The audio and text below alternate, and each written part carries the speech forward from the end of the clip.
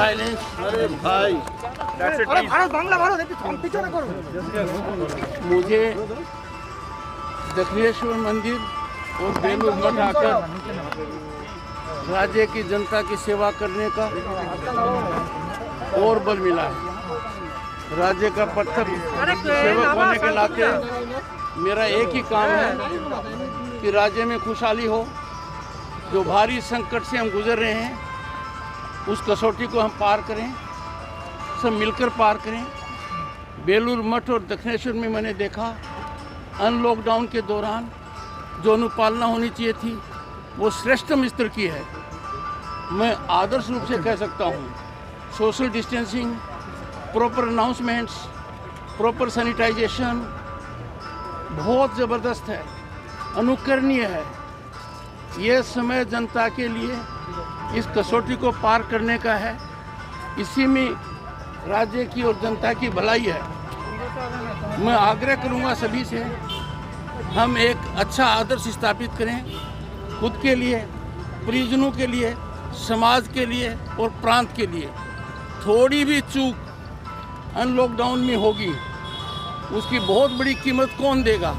हमारा प्रांत देगा, समाज देगा, हमारे परिजन देंगे और हम खुद देंगे।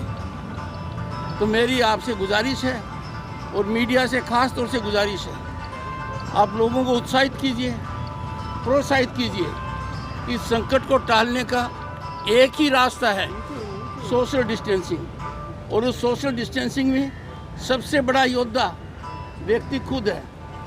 वो सब कुछ व्यक्ति के हाथ में है। वो थोड़ी भी लापरवाही करेगा खुद को संकट में डालेगा, औरों को डालेगा। जब भी हालात नॉर्मल हुए मुझे यहाँ आने का मौका मिला। कारण देखिए, स्वामी विवेकानंद जी ने जब यहाँ पर प्लेग था कितना बड़ा काम किया, कितनी बड़ी जबरदस्त सेवा की। यहाँ से मैं सेवा भाव की अनुभूति लेकर जा रहा हूँ। अब राज्य की जनता की सेवा करने में ज़्यादा ऊर्जावान महसूस कर रहा हूँ। मैंने यहाँ यही प्रार्थना की है, राज्य पर से संकट कम हो, लोगों के संकट दूर हों, इस महामारी से हम उभरें, अम्फान की चोट कम हो और जिनको मदद पहुँचनी है वो पहुँचे।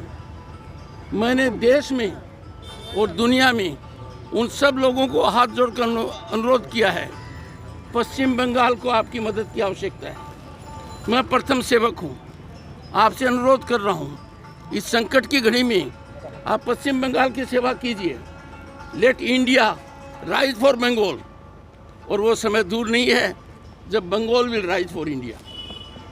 ऐसी हालत में ये कह सकता हूँ मैं, पश्चिम बंगाल की पावन भूमि, यहाँ के लोगों का सामर्थ्य, यहाँ की संस्कृति हमारे लिए एक स्थान निश्चित करती है। और वो स्थान पहले था, that is at top of the Indian nation and we will be there. यही मैंने कामना की है, यही मेरा उद्देश्य है। मैं ऐसे मौके पर कोई प्रश्न नहीं लूँगा। आपसे अनुरोध करूँगा, भारत की सेना ने बहुत ज़बरदस्त कार्य किया है। हमारे यहाँ के सपूत भी शहीद हुए हैं, मैं उनको नमन करता हूँ।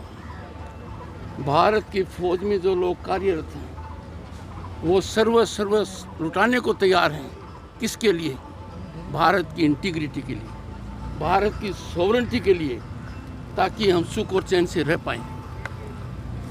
अब हिंदुस्तान 1962 का हिंदुस्तान नहीं है। दुनिया का सोच बदला है, हिंदुस्तान बदला है। और मैं मानकर चलता हूँ हमारी सेना ने जो कुछ किया है, पूरे तथ्य आप लोगों के सामने होंगे। बहुत ज़बरदस्त काम किया है। 0 टेम्परेचर पर उस कठिन परिस्थिति में, सामान्य रूप से हम दूसरी जगह के रहने वाले हैं, उस टेम्परेचर में नहीं रहते हैं ज़्यादा। कितना काम किया है। मैं नमन करता हूँ, उनको सलाम करता हूँ। उनके परिजनों को मैं मेरी कंडोलेंस देता हूँ।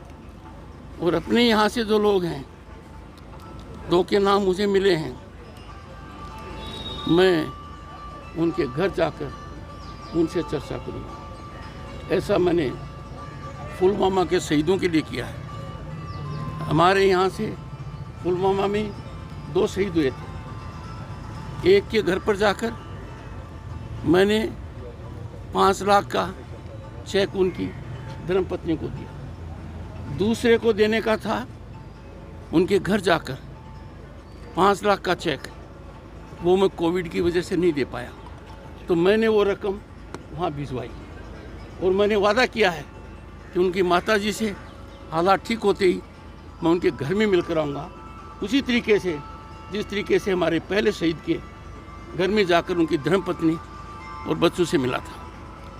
यदि अगर हम हमारे सैनिकों के परिवारों के शहीदों के पीछे नहीं खड़े रहेंगे तो हम हमारे संस्कृति का अनादर करेंगे। हमारे सबका कर्तव्य है कि हम उनको उतना सम्मान दें ताकि थोड़ा बहुत उनका दुख कम हो पाए। नमस्कार।